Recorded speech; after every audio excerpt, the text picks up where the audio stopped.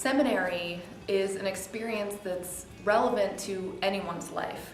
This was something that I wasn't aware of until I found the MASC program. I had this notion that seminary was for people who wanted to be ordained ministers working in a parish, and that was it. My name is Betty Jeanne Rueters-Ward, and I'm a graduate of Starr King School for the Ministry in the MASC, or Masters in Religious Leadership for Social Change program.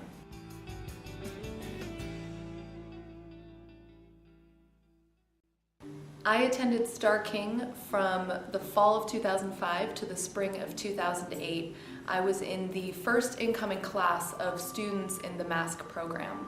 I was an organizer before I came to Starr King, but I'm now a more effective, more holistic, more grounded and more sustainable organizer who's committed to social change and effective in social change for the long haul. I feel like my emotional and spiritual maturity has just gone through the roof since coming to seminary and having to really grapple with much more complicated questions as to who I was and how and why I was called to do the work that I was.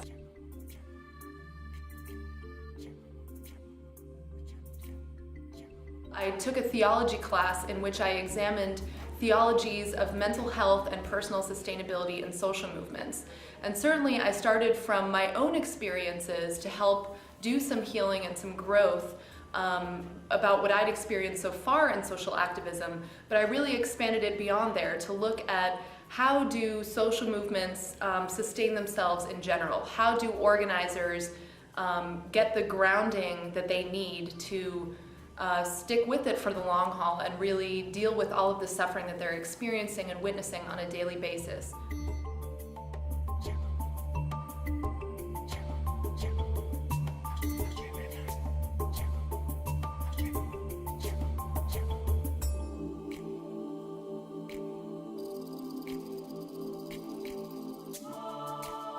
No on Prop 8 campaign, I was able to reach out to religious communities, which were a crucial demographic, and I was able to do it in a much more authentic way because of my seminary training. What I really needed in order to not burn out and to sustain myself for more than a few years was spiritual disciplines to ground myself,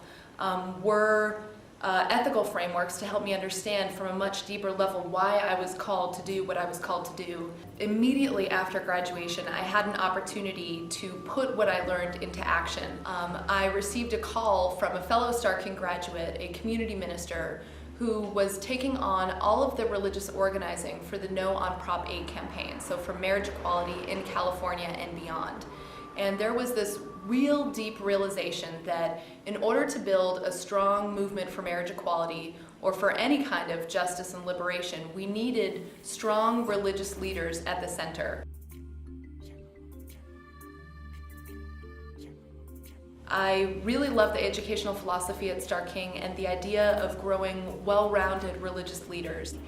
We need leaders who know how to relate to religious communities, who are spiritually grounded themselves, regardless of what their religious identity would be, and who know that in order to make social change, that's really a spiritual calling in and of itself. A fellow student told me at the beginning of my time at Starr King is that seminary is where your needs meet the needs of the world. And I think that to me says why a Starr King education is different than any other social change training I could have had.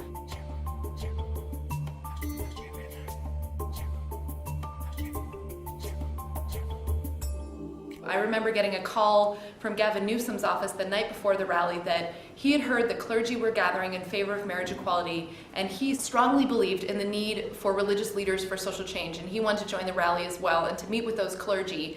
Our goal for the rally was to recruit, I think our goal was 10 or 12 clergy. We said if we can motivate 10 or 12 clergy to come out the weekend before Election Day for marriage equality, that will be a huge success.